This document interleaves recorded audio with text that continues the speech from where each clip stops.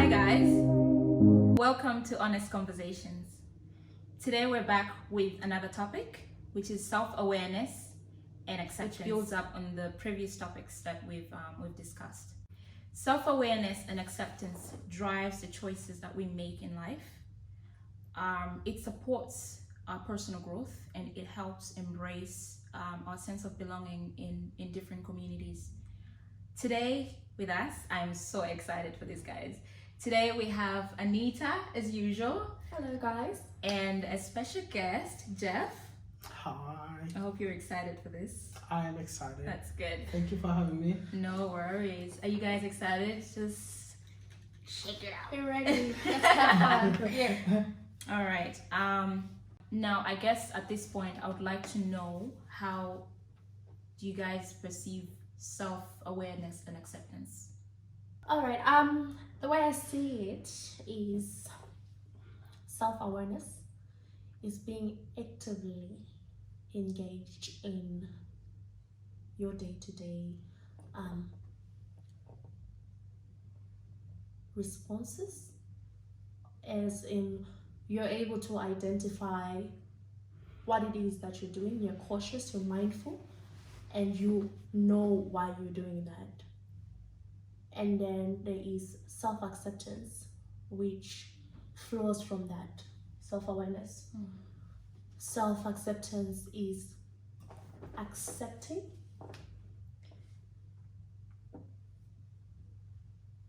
your holistic self, certain things that you're able to do and certain things that you're not able to do, and meeting a balance on all of that altogether. That's how I look at it. That's nice. Jeff? Yeah, I think I can relate to that introduction by Anita as well. Self-awareness is, like you've already mentioned, it's being able to consciously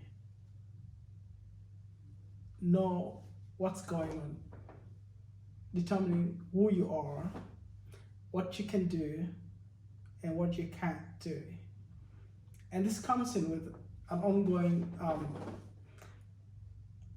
personal check about, your life, your surroundings, and how you relate to activities that you're engaged in life. And I think you guys have done well to bring in such a good area of discussion, and this will help many of us try to reflect on ourselves to determine how best we can improve our lives, or better still, also appreciate who we are, so we can exist in a lot more harmony and be able to, achieve a lot more in life, whether it means short-term goals or long-term. And I think in the long run, it will also mean that the world can be a happier place to live in, because we accept who we are and we're able to relate and accept each other. Well, accepting yourself and accepting somebody else, it goes a long way in making you live in a happier setting than unlike when we have some people determining to be better than others. Yeah, that's what I think. Wow. What do you think? I like that. I like the fact that it wasn't centered around self, but it also projected onto like your environment. For me, I do agree with you guys to some extent. Not that it was wrong, but because I've had different experiences. Yes, it is, for me, it is accepting myself, and that includes the flaws.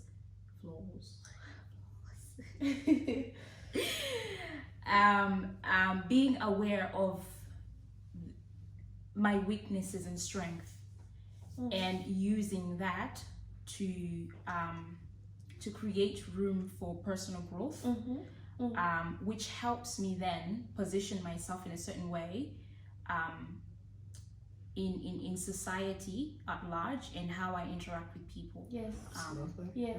And obviously, like you mentioned, with self-awareness comes self-acceptance, but one can't say that everyone who's aware accepts themselves. Of course. We all have different reasons and angles to this, but yeah, for me it's looking at my strength and weaknesses, and also in a given situation identifying that, taking myself out of that equation and saying I'm gonna focus on me and building me.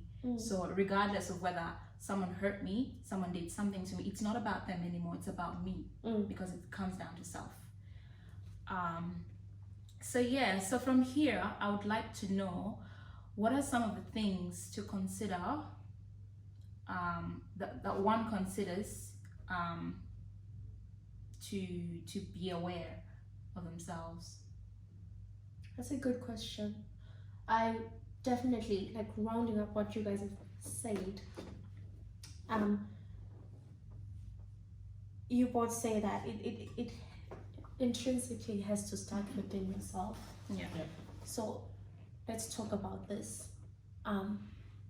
Actually, a question I wanted to ask before that that came into surface when you're asking. You say that some people are aware of themselves, right? Yeah.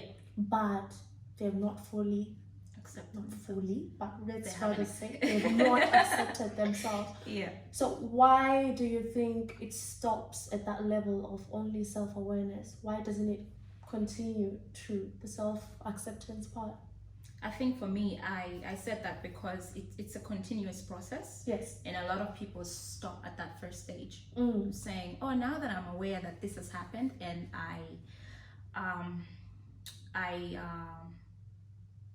this is the part that I play in this setting, that's it. But it doesn't end there, because self-awareness changes with different environments that we're exposed in, and with different interactions that we have with different people. Yes.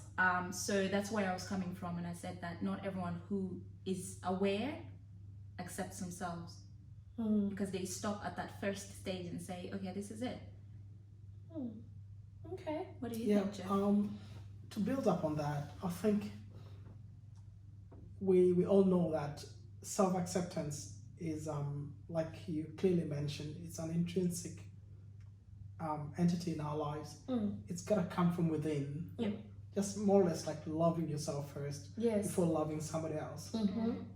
That ability can be impacted on based on your surroundings, circumstances, because certain things might make you not be able to, even think through that. You could have a level of acceptance, but based on your circumstance, have an impeded factor situation where you cannot progress to acceptance. So that's where I think support mechanisms that we have in our societies, settings such as families, having friends and people that you can look at as role models, coming to help enhance your ability to accept yourself and progress to accepting who you are, and that inadvertently helps you progress to determine how you can relate and be a part of a wider community existence, and that's where belonging comes in play. So much as some people are capable of progressing all the way from acceptance to being aware and being to accept who they are. Yes. Some people might require a bit of support and ongoing support, so that they're able to progress all the way, and that will determine how we can all belong and be happier in the end. That's what I think. Okay. About some of those factors that can make some people not progress to being accepted. That's interesting to say that as well, because when I thought about this question, it was based on what we had spoken about, that there's a possibility, very huge possibility, that there is certain things that you will be unconscious about yourself. And also looking at those things that you're also conscious about, it's also hard as a human being to look at yourself in the mirror and see the kind of person that you truly are, because we always want to see who we want to be, not necessarily who we are. I mean, you can justify yourself. For example, I'm going to speak about this in a Christian perspective. If I am to do something as tiny as stealing, I would look at a murderer and be like, why? Like, why would you do that? I mean, like, no one should be doing that, But if you look at the context, it's just like you are as equally as wrong, because you've also caused harm to the other person next to you. Yeah. So I think it comes from not failing to accept or wanting to have, we all want to believe we're good people, or just failing to truly look within yourself and be honest with yourself. And so you cannot accept what you don't confront. No, of course it's not possible. So I think we lie to ourselves and justify certain things that we would extremely judge on, or if the next person was caught doing the same thing that we did. But that is interesting. It's all interesting stuff. I think I want to come back to it in from this angle that that's why I love this topic so much, because it's self-awareness can be misunderstood. Like you mentioned, it's very hard for people to say, to pick out on the negatives about them, and that's the main thing about self-awareness. This is why we're talking about self-awareness, because when you're self-aware, when you're aware about yourself, you're able to say, you're not afraid to judge yourself and say, this is what I've done. Like you were saying, the whole stealing and murdering. So you're not judging someone else's sin just because you think you've sinned any less.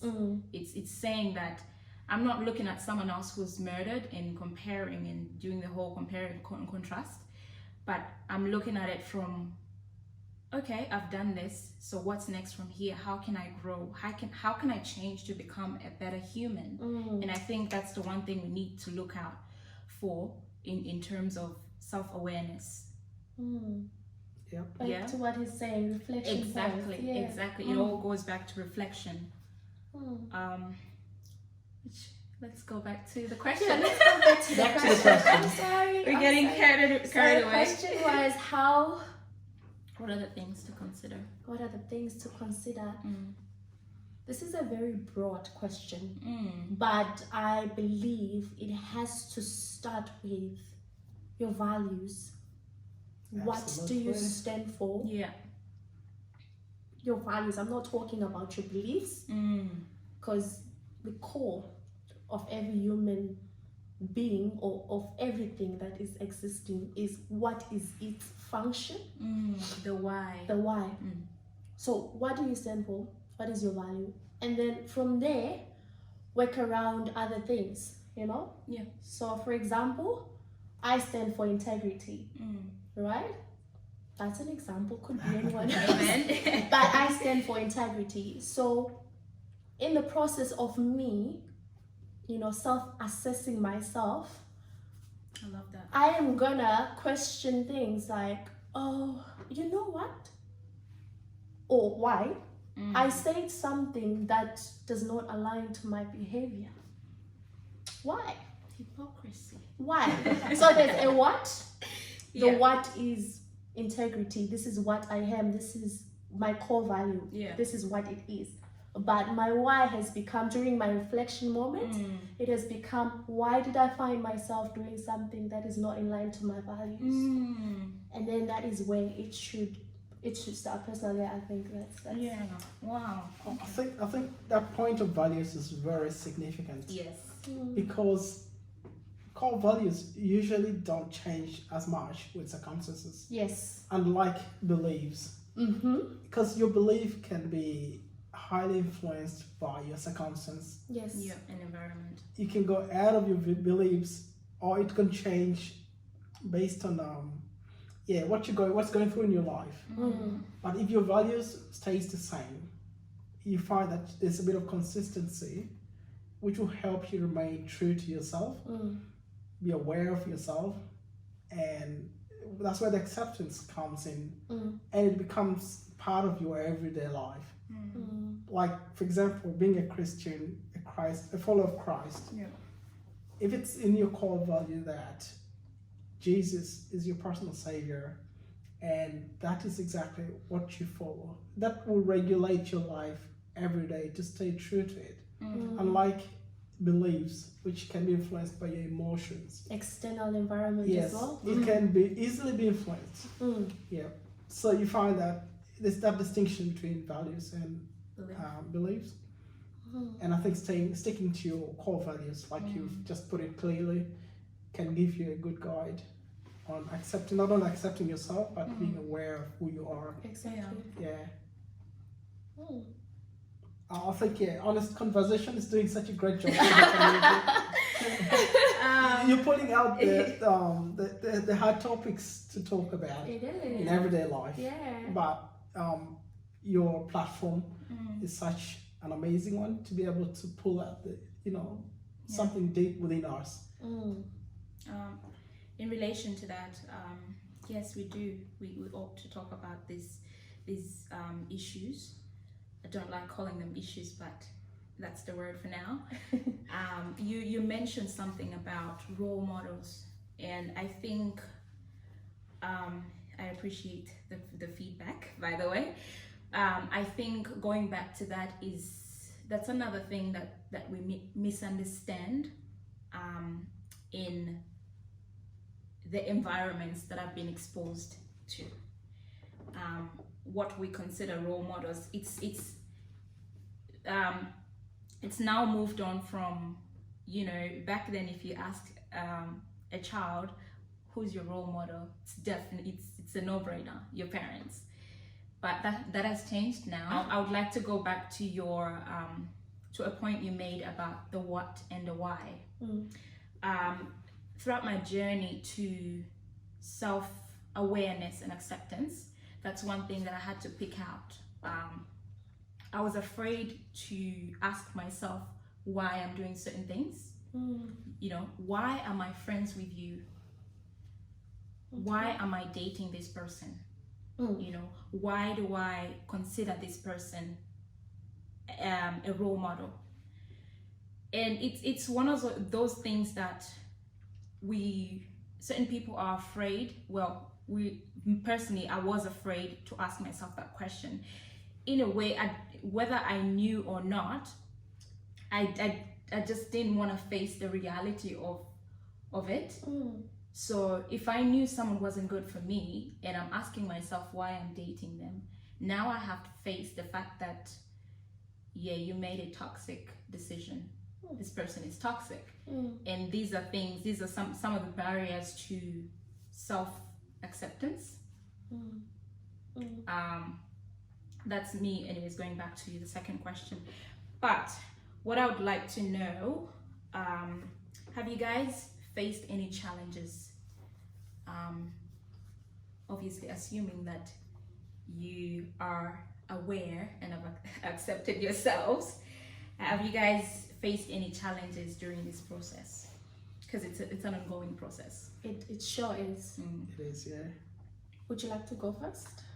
Yeah, that's fine. Okay. It's from my understandings, being self-aware and the process of being self-aware and accepting myself, to me, it's an ongoing thing. It's not a one-off thing.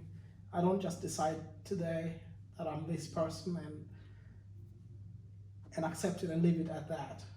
I use my process of self-awareness and acceptance as an ongoing process to help me determine how my circumstances change. And particularly, I use it to help me progress in life, personal growth. And I do this by determining, how much I can input into my life to improve things, and where I have failures or challenges or weaknesses, many would call it, but I think weakness is an opportunity to learn in life. Yeah. It's not really a failure. Vulnerability. I think knowing that I've not applied myself enough to achieve a particular goal in life, it only empowers me to try harder next time, so I can really get to, you know, personal goals and, you know, go milestones in my life. And talking about role models, like I mentioned briefly previously, I think there's this notion that we grew up with, like you've mentioned, that it's kind of a default thing that when you ask a child who is your role model, it's their parents, regardless of whether a parent is not Yeah. a right model or not, role model or not. Yeah. It's a default thing. But growing up and being self-aware and conscious, I have learned that there's always something that I can pick from anyone, any person.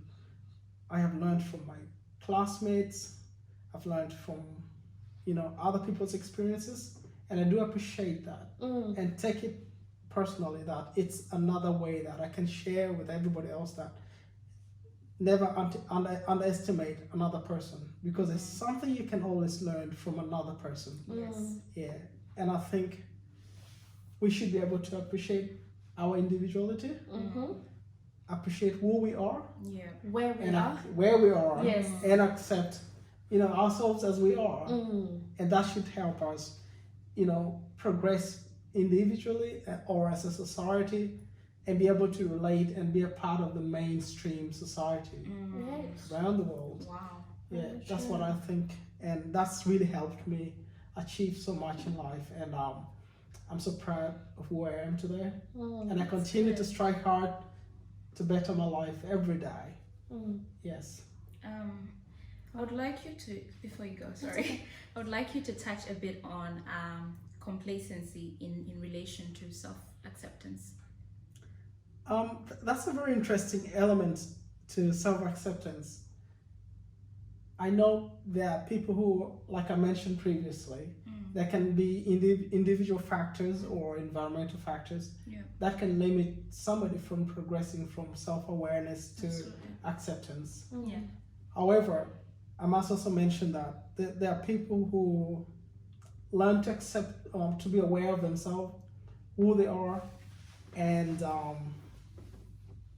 they kind of stop at being accepting who they are. They don't strive harder to progress or improve or better their lives.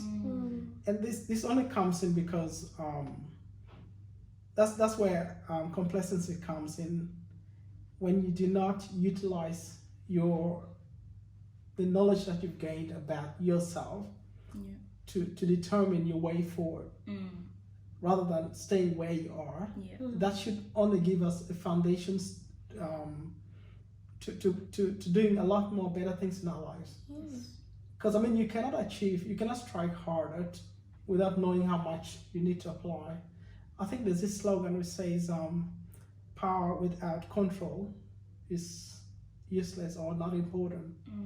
So you need to have control over it, and for you to have control over yourself, you need to know how much you need to apply in order to progress to the next That level. is so true. I say it, applied power is power. Applied knowledge is power. Knowledge is power, I yeah. don't say Knowledge is knowledge. I don't say knowledge is power. I always say applied. knowledge. Yeah. Because we are a generation that has all this information, but we fail to apply it. Yeah, that's the point. You need to be able to apply it. Mm. And knowing how much you need to put in to achieve a goal, it's what makes the difference to me. Wow. Because you know that if I do more, I can get more out of it. Yes. Absolutely. If I do nothing, I surely won't get anything out of it. Exactly. And this is the purpose of honest conversation, so we can learn from someone else. It doesn't have to be a celebrity. Absolutely. It doesn't have to be somebody who with multiple degrees or levels of education, but any living person can have an experience to share with the world. Exactly. Yeah. So true. Okay. I think mine is probably the same as him. Yeah. But I would like to use this example that is so Yes. this one. Yes. It's one of those things that we would rather just numb we would never acknowledge to ourselves. We don't even get to the part of self-awareness, but it takes a minority of people to actually say, you know what, this is what it is, and I don't want it to be like that, and I'm gonna completely move away from it. The example of social media, guys, where you know that That's you a look big at one. social media, could be Facebook, could be Instagram. We spoke about this the other day. Something triggers you when you look at pictures, when you look at people posting their happy selves, because they're not going to post themselves crying most of the time. But you look at that picture, and during the phase of your day, you find yourself frustrated over little things because you're failing to acknowledge that triggered you a sense of jealousy or sense of, you know, why am I not happy? Why am I not having a good time during the day, you know? So you find yourself unconsciously comparing your life to other people, and throughout the course of your weeks or day, you are just so disturbed and sad, right? So first step in a situation, say you were self-aware and you accepted yourself, would be probably, you know, that those things are triggers, right, to whatever negative feelings you might have. Second step would be probably deleting yourself off Facebook or staying away for a while, right? So you've identified what makes you feel negative throughout the day, you delete, you make a step to say that I don't want to feel this way, and you accept that, hey, you know what, it's okay, who so and so is married, they found their right one. It doesn't mean I'm not perfect. So and so is graduated, it's okay, I will get there. I'm still doing, I can't be graduated on my first year, you know. Don't be jealous of that. Just understand, like I said, which phase in your life you are, you know. Because even if you meet a guy tomorrow, just because he's good, don't rush to get married because you saw someone getting married on Facebook because they met someone in 2 months. It's probably not going to work for you. But what I'm saying is, I'm not disputing to say people shouldn't be posting their happy lives. I'm just saying, you on the receiving end, how are you dealing with it? If it has negative feelings about it, you need to know that is a trigger. It could be whatever platform, it could be anything else that you see within your physical environment. You need to be aware of that and understand that, hey, it's okay, that's someone else's life. At the end of the day, it's all done. Yeah, it makes me think about the concept of individuality. We shouldn't be wasting our time competing. No. There's what they call positive competition, but I think it doesn't mean you have to break your neck to be able to, you know, live your life. I reckon. Don't bite off. Is it? Don't bite off more than you can chew. Don't bite more than you can chew. Yeah, I think when I look at somebody better off or something, or in a comparison, I feel like I'm down the scale.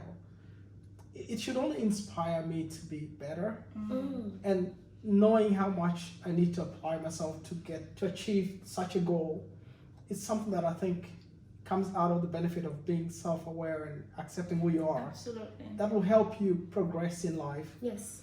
And if you think you're really good, there's a way you can still always add on to your goodness. You don't have to be complacent with what you've achieved or who you are, and leave it at that. Because that's why we progress from being born as a child and progressively keep growing. So we need to keep growing in life. And such a talk show should be pulling out, you know, the empowerment strengths on how to empower people, to push people beyond what they are and who they are. Oh, I love that. I do agree with both of you. I'll take in reference to the question, I'll say the challenge, the one challenge that I've faced, going back to individuality, is how I take on criticism. You've spoken about social media, and it's very it's inevitable that criticism will come, but the way you take that upon and use it, and you spoke about empowerment and positive and negative competition. So if I'm to think in that lane, so for me the challenge was how I'm able to positively use criticism. Yeah. And because that drives to your self-acceptance. absolutely. Yeah. And obviously self-awareness as well is you saying that this is affecting me. This person's comment affected me, or this environment isn't positively feeding my mind the things that I need. And self-awareness comes down to saying, okay, well, I need to get myself out of this, which refers back to what you said, whether it means deactivating Facebook, going on a break for a while. And yeah, for me, throughout my journey to self-awareness and acceptance, that's the one challenge that I encountered, and I'm sure I'm not the only one. So if someone else has experienced that, it's a normal thing, but it all comes down to taking on, what's happening around us and using it to better yourself. Because then if you're being complacent and saying, this is the end goal, I'm comfortable where I am, then there's no growth there. No. So now we've all touched a bit on reflection. I would like us to elaborate more on our self-reflection process in relation to self-awareness and acceptance, without getting away from the topic. I have something to add on challenge though. Okay. Talking about challenges that people face while trying to learn about themselves and eventually progress to accept who they are. I think some of the challenges would be lack of resources. Oh, yes. Because like I mentioned, you do need support. Absolutely. If you can't do it by yourself. Yeah, no one is an island. It's important to have some supporting mechanism around you. You can be filled up with a lot of negativity. However, with support, you can always get out of it. I think kids at school today, we shouldn't be calling them kids, should be young people. Young adults. Not young adults, but young people that embraces children and teenagers. With the understanding of the world today, of globalization, the internet world, and access to information, I think young people today have a lot of access to information to improve on their choices in life. At school, children have young people have choices of talking to teachers. They have access to counselors. At home, young people have access to parents and different adults in their lives. So I believe this can help support young people so they can, improve on their knowledge of their choices in life and avoid incidences of them making wrong choices and regretting. I think this will help a lot. And yeah, just talking about it, I think is a good foundation. Yes. Because some people do not know if you don't talk about it. No. And having access to information such as this honest talks, conversation talk show, I think it's a good foundation for young people to know that they can always talk to somebody in order to improve on their understanding of things around them that will really direct their choices and of course support them with their personal growth and achievement at school. Yes. I love that. With personal growth comes change. All the time. I had a quote in mind, but it's been a while, I don't even remember. It's something to do with history not addressed being repeated or something like that. History repeats itself. Yes. All right, so I like that you've touched a bit on that constant self-growth, that we're constantly seeking self-growth regardless of our age. And you've touched on something as well. I'll come back to it, but my question is, keeping in mind that we're always striving for self-growth, we hope that's the same for people, for our viewers, Yes. and everyone out there. How can you revisit your choices in life to determine whether you need to grow or improve. Wow.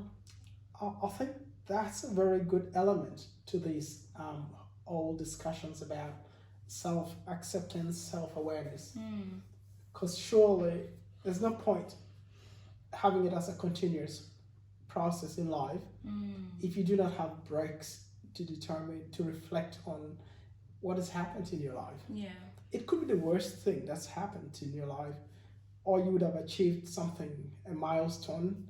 It's still important to reflect how you went about it. That will help you either improve, appreciate what has happened, and in the long term, it makes you a better person.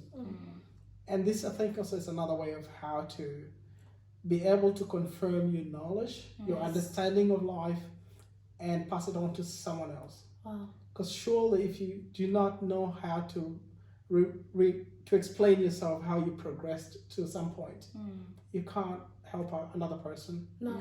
And that's why we're saying we can learn from each other. And it's important that everybody does regular, if not daily, reflection, so that you're able to explain yourself to another person, just to help the world, you know? Yeah. Yes, that's what I think. And Wow. personally, it's more of a regular thing that I do. If it's not immediately after a process in life, in my life, I do it late in the night, you know, when I'm retiring for the day, I'm resting. I like that, retiring from the day. Yeah, it could be a really busy day. I wouldn't have time to revisit what I've done, unless if it's really very important there and then to improve. But usually when I retire from the day, I kind of look back. How was my day? What did I do today? And how did I get about the challenges that I came through the day? The most important thing that I find that it's worked for me over the years is keeping a diary as well. Writing things down is such a very important thing, because as a human being, I'm bound to forget things. Yes. Sometimes I can't remember exactly what happened through the day, but having things written down, whether it's a scrap paper through the day and eventually accumulate it into a diary, it works so well for me that even after months or a long period of time, I can still go back to what happened on the day when I had an achievement or I had a challenge. How did I get around it? So I find that very useful, and I'm pretty sure there's many people out there who do write things down, whether they're keeping a personal diary or I do. Yeah. Journaling. Yeah, journals, Very good. Yeah. personal journals. I mean, workplaces do it. Why can't you do it as an individual? Yeah. Yeah, record keeping is a very important part of our lives. Yes. Yeah, because you never know what will happen. Yeah. Yeah, a lot goes on in our lives, and it's important to always keep things in there. Yeah, written down. So yeah, reflection is something that I do every day, and the other thing that I do with reflection is prayers, because I'm a Christian and I believe that my spirit needs to be at peace, you know, as I live my everyday life. So reflecting back, getting harmony between, you know, my human self and my spirit works for me in a way that I have a peace of mind, and every new day I have a fresh brain, and I feel fresh, I feel refreshed, and, you know, convinced about what is to come. Yes. Because I'm starting the day with a fresh beginning, a fresh peace of mind, and knowing that I'm at peace with my spirit, it really helps me a lot. Wow. Yeah. It's amazing. Okay. What about you, Cici? Yeah, I thought of something as you were talking about self-growth. I was reminded of something that came along in high school, and that was Maslow's hierarchy of needs. Yeah. And so I am going to attach, well, I want to probably understand what the fine line between self-growth and self-actualization, which is also self-acceptance, right? Men's greatest need is to constantly push themselves to thrive, to be a better person. Absolutely. Could be career-wise, could be personal development in whichever area that may be for you. So now, where is the line of understanding that there's human limitations? There is self-growth is also as important, but also I do need to get to that phase where I not fully, but I've accepted myself to a great degree, you know? So this is an example that I want to use to lay out everything. All right, let's start with self-growth, right?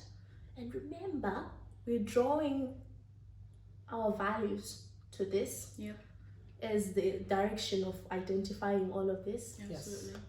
I want to be a teacher. That's an example, right? So now self-growth will be me putting myself out in places where I know that I will push that. I'll become the best teacher I can individually be with my own personal style, right? That is the self-acceptance part. I'm not gonna be the teacher that was there 1920 that did super great in their field. I'm gonna be Anita. If it means singing to my students for them to understand something, I'm gonna sing, right? But also, I'm not gonna be looking at in terms of the bridge here comes between me. Okay, touching, teaching. Okay, I'm good at it. Oh, no, touching, dancing. Oh, I'm good at singing. Understanding that I do have all these talents and capabilities, but at one point, I should be able to focus on what is important and push myself through. I feel like sometimes we put so much burdens in ourselves. We have a lot of things that we're doing at the same time. And so, yes, drawing us back to how far we can reach our potential and self-growth or self-development, we should be able to identify priorities and stick with that. Not necessarily stick with it, but use it as a guiding block. And that creates room for us to reflect. Yes. I think so.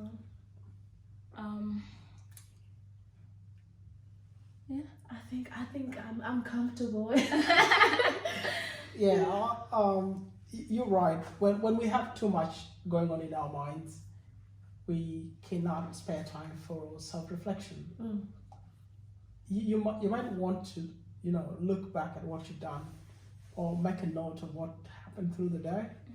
But without having a priority, a proper focus, there's every chance that you'll miss out on, your mistakes or things that have made you not really achieve your goal as set. So having priorities at any given time, it works in our favors. And I think that's something we can all relate to. Yeah, absolutely. Yeah. I guess I would like to comment on, you mentioned prioritizing and you mentioned choices. I think I would like to bring to light in reference to self-reflection or reflection. I think for me, I don't think, during my reflection process is in reference to prioritizing, understanding that you won't reflect on every single choice. So I would use the word selective amnesia. So you are picking from those choices you've made throughout the day, the years, whatever it is. From that, you're just picking the ones you need for your self-growth during that moment. Because it's continuous, like we said. So for me, what works for me is, because it can be time consuming if we're to say we're going to go deep down in, during the reflective process, we're going to dig down into all the choices that we've made in our lives. So being selective with those choices, pick the ones that you need to build yourself up and grow as an individual, because in the next 2 years you are probably going to find yourself reflecting on different choices, and but at the end of it all, it comes down to self-development and growth. Wow, that was really amazing. Oh, thanks to you. I enjoyed it and I've learned so much. I don't know about you guys, but yeah, I've absolutely enjoyed it. I would just like us to draw back to the points that we've made in relation to self-awareness and acceptance. Some of the key points that stood out for me in reference to the topic self-awareness and acceptance have been our values, individuality, our priorities, and the big one, which has been personal reflection. So I'd like to reinforce that we keep the conversation going behind the scenes. And of course, as usual, we do appreciate any constructive feedback. Yes. Definitely. We want to hear what you think We about do. it. Any feedback we do. Yeah, any constructive. No, literally just any feedback Yeah. would be amazing. So again, thank you guys so much for joining in today. It's a pleasure. I guess it's time to eat because I'm hungry. And thank you to our viewers. Bye for now.